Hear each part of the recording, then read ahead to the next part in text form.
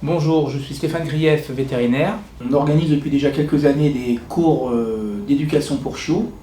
Ces cours ont lieu le samedi de 13 h à 14 h, une fois par mois.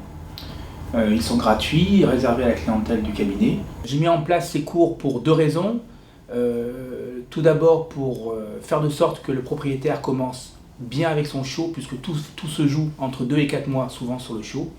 Ça va lui permettre d'appliquer les conseils prodigués par notre éducateur.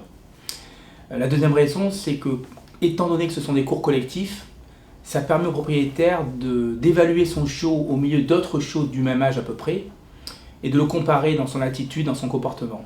Je me prénomme Bruno Auton, je suis éducateur canin comportementaliste depuis 6 ans. J'interviens auprès de Stéphane Grief pour l'école du chiot, qui est un cours théorique où les gens ils viennent d'être en possession d'un petit chiot et en fin de compte ils se font vite dépasser par l'évolution du chiot puisqu'il grandit très très vite et il n'arrive plus à faire face. Pied, pied, pied, voilà, là c'est une marche au pied. Pied, pied, pied, vous voyez, pied.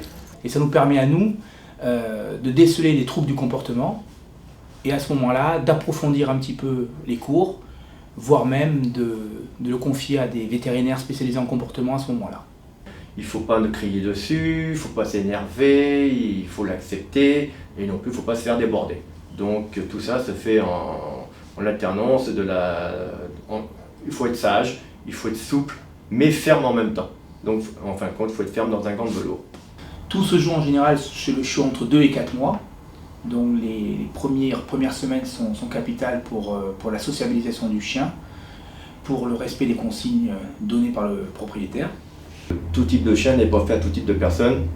Je veux dire des exemples vite fait, arrivé à un certain âge, on ne va pas prendre des molosses. Hein, puisque après voilà, on ne peut pas non plus faire des cadeaux parce que le petit chiot c'est une belle peluche, une fois qu'il a grossi c'est plus une peluche. Donc je pense qu'il faut qu'on devienne responsable. Voilà. On ne va pas mettre un Rottweiler à une petite mémé, il vaut mieux plutôt se baser sur les petits types de chiens, cavalier, king charles. C'est des cadeaux qui seront plus préférables. Si dans mes explications, la personne est sceptique parce que j'ai dit bon c'est un beau parleur, donc en fin de compte je prends le chien, je démontre que c'est possible en 30 secondes que le chien marche au pied.